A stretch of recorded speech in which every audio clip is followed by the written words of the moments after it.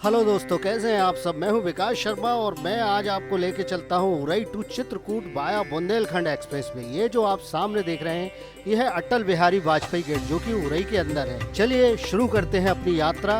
अभी हम उरई से निकले हैं जो कि बुंदेलखंड एक्सप्रेस में होते हुए लगभग 200 किलोमीटर हम चित्रकूट की ओर जाएंगे। तो आइए चलते हैं इस यात्रा पर, आपको बड़ा ही मजा आने वाला है। तो बने रहिए मेरे साथ इस चित्रकूट के ब्लॉग में।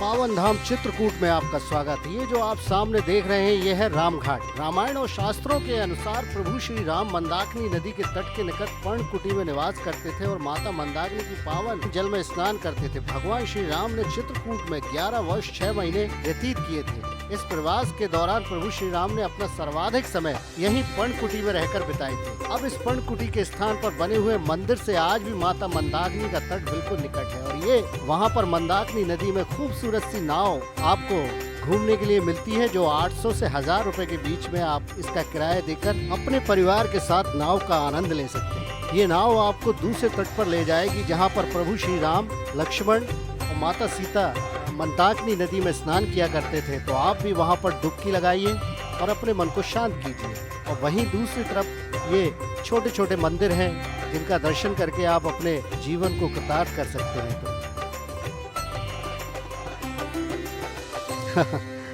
थोड़ा सा मैं भी नाव चलाने का मजा ले रहा हूँ, कैसे चलाई जाती है।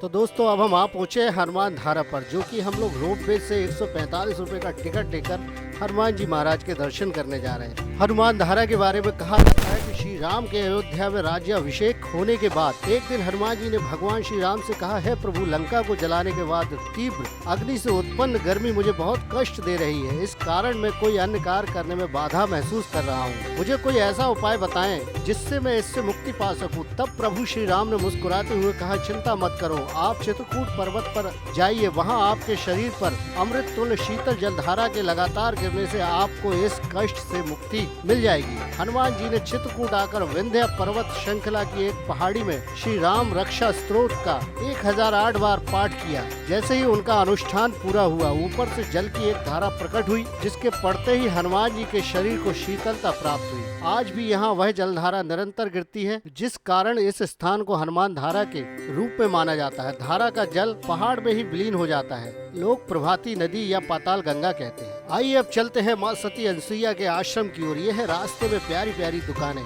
यहाँ पर अगर आप आए तो इन दुकानों से जरूर कुछ लें।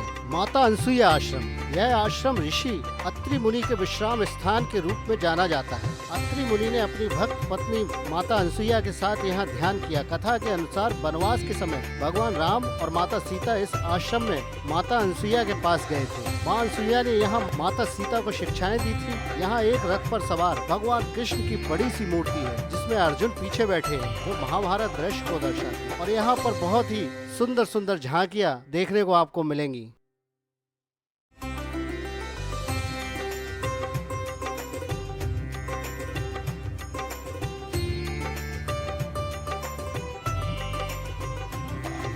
ये माता अनसुईया का दरबार।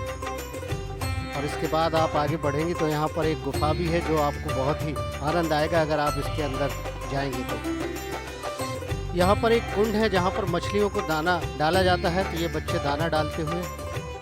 और अभी हम आगे बढ़ेंगे तो यहाँ पर एक बहुत ही प्यारा मंदिर जिसमें हनुमान जी लेटे हुए हैं। हम लोगों को ये लेटे हुए हनुमान जी के दर्शन हुए। दोस्तों अब हम लोग आप पहुँचे हैं कामतानाथ जी महाराज के दर्शन करने। 11.5 वर्ष चित्रकूट में बिताने के बाद जब भगवान राम ने चित्रकूट छोड़ने का निर्णय लिया तो उनके इस निर्णय से चित्रकूट पर्वत दुखी हो गए और भगवान राम से कहा कि जब तक वो वनवास के दौरान यहाँ रहे तब तक यह भूमि अत्यंत पवित्र मानी जाती रही। लेकिन उनके जाने के बाद इस भूमि को कौन पूछेगा। इस पर भगवान राम ने पर्वत को वरदान दिया और कहा, अब आप कामद हो जाएंगे और जो भी आपकी परिक्रमा करेगा उसकी सारी मनोकामनाएं पूर्ण होंगी। हमारी कृपा भी उस पर बनी रहेगी। इसी कारण इसे पर्वत कामदगिरी कहा जाने लगा। यहाँ विराजमान हुए कामतानाथ भगवान राम के ही स्वरूप है। कामतगिरी की एक विशेषता यह है कि इसे कहीं से भी देखने पर इसका आकार धनुष की भांति ही दिखाई देता है। तो दोस्तों, सारा कुछ घूमने के बाद एक बार हम फिर आप पहुँचे हैं रामघाट आरती के समय। कहते हैं कि शाम को यहाँ पर दृश्य बड़ा ही खूबसूरत और मनोरम होता है, क्योंकि यहाँ पर नाव देखिए कितनी खूबसूरत तरीके से इन लोगों ने सजा रखी है। तो आप भी आइए इन दृश्यों का आनंद लीजिए। दोस्तों, अगर वीडियो अच्छा लगा हो तो लाइक, कमेंट में जय श्री राम जरूर लिखें। वीडियो को शेयर और चैनल को सब्सक्राइब जरूर करते जाएं, ताकि आगे भी आप तक ऐसे वीडियो पहुंचाता रहूं।